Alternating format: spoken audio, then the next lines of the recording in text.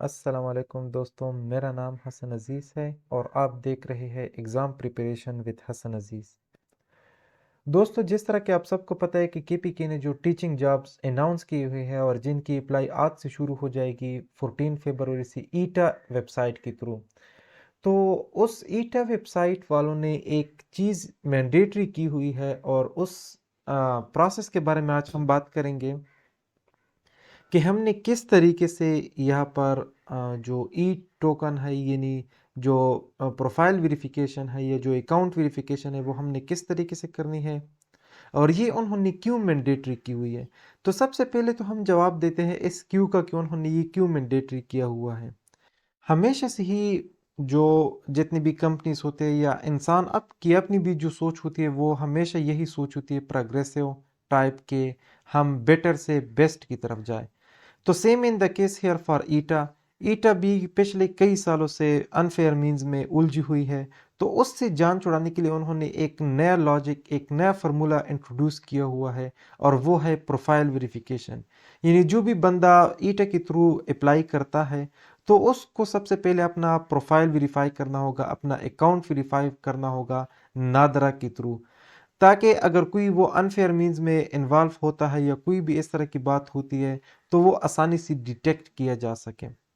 اب اس profile verification کو یا اکاؤنٹ ویریفیکیشن کو کس طریقے سے کرنا ہے وہ بھی اس ویڈیو میں ہم جانتے ہیں، اور اسی کے لیے ہم بڑھتے ہیں جس کے لیے آپ سب لوگ انتظار کر رہے ہو کہ ہم نے اپنا پروفائل ویریفیکیشن کس طریقے سے کرنا ہے۔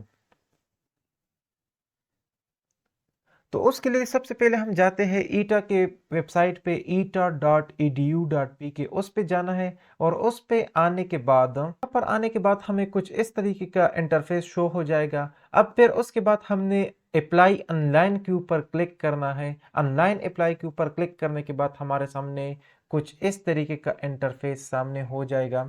اب یہاں پر سب سے پہلے ہم نے اپنے آپ کو رجسٹرڈ کرنا ہے۔ اب رجسٹرڈ کس طریقے سے کرنا ہے وہ بھی ہم دیکھتے ہیں۔ سب سے پہلے یہاں پر ہم نے دینا ہے اپنا نام۔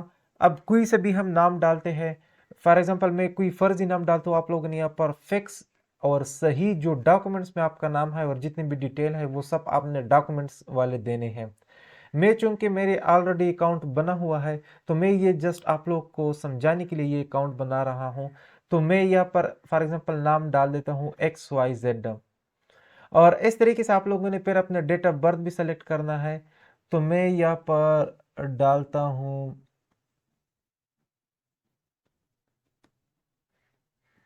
فار ایگزامپل 2003 میں ڈال دیتا ہوں، اور اپریل کا مہینہ اور 15 تاریخ۔ یہ تاریخ اور منتھ تو میرا اوریجنل ہے لیکن ایئر میرا اوریجنل نہیں ہے، خیر کوئی بات نہیں۔ پھر ہاں اس کے بعد آپ لوگوں نے دینا ہے CNAC نمبر۔ اب CNAC نمبر آپ لوگوں نے بالکل وہی دینا ہے جو آپ لوگوں کے شناختی کارڈ کے اوپر یا آپ کے فارم بے کے اوپر مینشن ہے۔ پھر اس کے بعد آپ لوگوں نے اس CNAC نمبر کو کنفرم کرنا ہے، وہی CNAC نمبر دوبارہ سے لکھنا ہے۔ میں نے ایک فرضی CNAC نمبر اٹھایا ہوا ہے، یہ کسی کے بھی نہیں، یہ اوریجنل CNAC نمبر یہ نہیں ہے۔ پھر اس کے بعد ای میل ایڈریس دینی ہے آپ لوگوں نے، اور پھر اس کے بعد موبائل نمبر دینا ہے۔ یہ سب کچھ میں نے فرضی اٹھایا ہوا ہے، کوئی بھی میرا اپنا نہیں ہے۔ پھر پاسورڈ ہے اور کنفرم پاسورڈ ہے۔ آپ لوگوں نے ایک پاسورڈ دینا ہے جس میں کوئی سمبل ہو اور اس کے ساتھ الفابیٹ بھی ہو اور نمبرز بھی ہو، ان تینوں کا مکسچر آپ لوگوں نے دینا ہے۔ اس طریقے سے آپ لوگوں نے یہ بنانا ہے۔ تو سب چیزیں آپ لوگوں نے بالکل ڈاکومنٹ کے تھرو دینے ہیں، جو آپ کا اوریجنل ڈاکومنٹ ہے، جو ڈاکومنٹس ہے یعنی CNAC ہے، وہی سے آپ لوگوں نے یہ ساری چیزیں دینی ہیں۔ پھر اس کے بعد آپ لوگوں نے اپنا زون سلیکٹ کرنا ہے۔ فار ایگزامپل میرا ہے زون 4، اور زون 4 میں جو میرا ڈسٹرکٹ ہے وہ ہے کراکا۔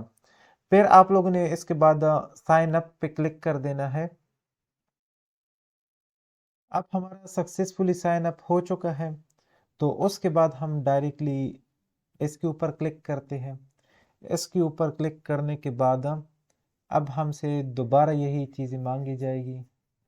ہمارے پاس یہاں پر آپ لوگوں نے دوبارہ وہی چیزیں دے دینی ہے۔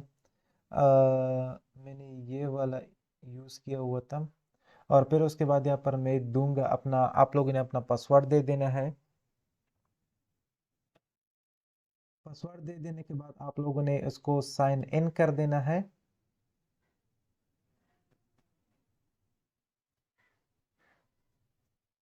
करने के बाद हमारे पास कुछ इस तरीके का प्रोफाइल, इस तरीके का इंटरफेस सामने आ जाएगा।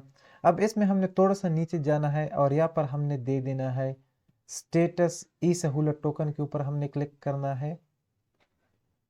यहाँ पर जनरेट टोकन लिखा हुआ है तो जनरेट टोकन ओपन हो जाएगा हमारे पास। अच्छा जी, ये इंटरफेस हमारे पास सामने आ चुका है। अब यहाँ पर हमने क्लिक करना है जनरेट नादरा ई सहूलत टोकन, इसके ऊपर हमने क्लिक कर देना है और हमारे सामने एक टोकन नंबर, इस तरह की ट्रैकिंग नंबर हमारे पास सामने आ जाएगी। अब ये वाला जो पोर्शन है ये वाला हमारा इम्पॉर्टेंट है। ये जो ई सहूलत ट्रैकिंग नंबर हमें मिला हुआ है ये ट्रैकिंग नंबर सबसे इम्पॉर्टेंट है। अब इसको हमने क्या करना है, इस सारे को हमने यहाँ से कर देना है डाउनलोड, और डाउनलोड करने के बाद हमने इसको प्रिंट कर देना है। इसको हमने फिर क्या कर देना है, प्रिंट कर देना है। और प्रिंट करने के बाद हमने किसी भी नादरा क्लासिक वाले के पास जाना है या इजी पैसे वाले के पास जाना है, जिसके पास नादरा का फ्रेंचाइज हो उनके पास जाना है और उनको सिंपल ये ट्रैकिंग नंबर देना है।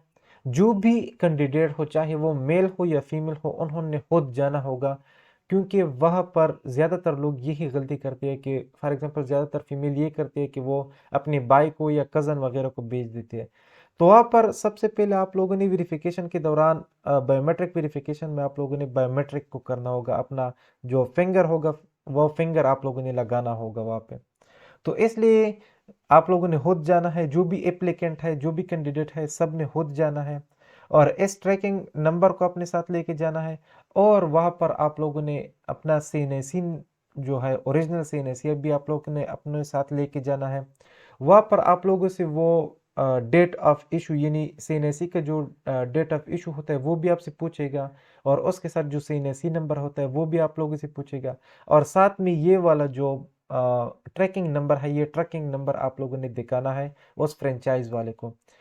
उसकी जो फीस होती है वो 120 रुपीज़ होती है, वो भी आप लोगों ने साथ में देने हैं।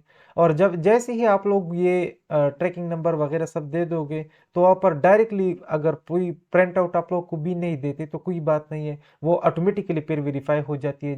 जैसे ही आप लोग इस ट्रैकिंग नंबर के ऊपर अपना फिंगर लगाते हो तो वो ऑटोमेटिकली वेरीफाई हो जाती है, और फिर आप लोग का भी प्रोफाइल कुछ इस तरीके से देखेगा। जैसे ही आप लोगों की वेरिफिकेशन हो जाएगी, आप लोगों के सामने कुछ इस तरह का फिर इंटरफेस आ जाएगा, ई सहूलत बायोमेट्रिक इज़ वेरीफाइड। ये फिर आप लोगों का इस तरीके का नंबर, सीएनएसी नंबर, नाम, और फिर उसके बाद ये वेरिफिकेशन स्टेटस के ऊपर आ जाएगा वेरीफाइड। तो फिर उसके बाद आप लोग अप्लाई कर सकते हो, चाहे जिस पोस्ट के लिए भी हो, वो टीचिंग कैडर के लिए हो या किसी और पोस्ट के लिए हो, तो फिर आप अप्लाई कर सकते हो। इससे पहले आप अप्लाई नहीं कर सकते, आपकी अप्लाई नहीं होगी अगर आपने ये वेरिफिकेशन नहीं की हो तो इसके साथ ही मैं आप इजाज़त चाहता हूँ। अपना बहुत सारा ख्याल रखिएगा। अल्लाह हाफिज़।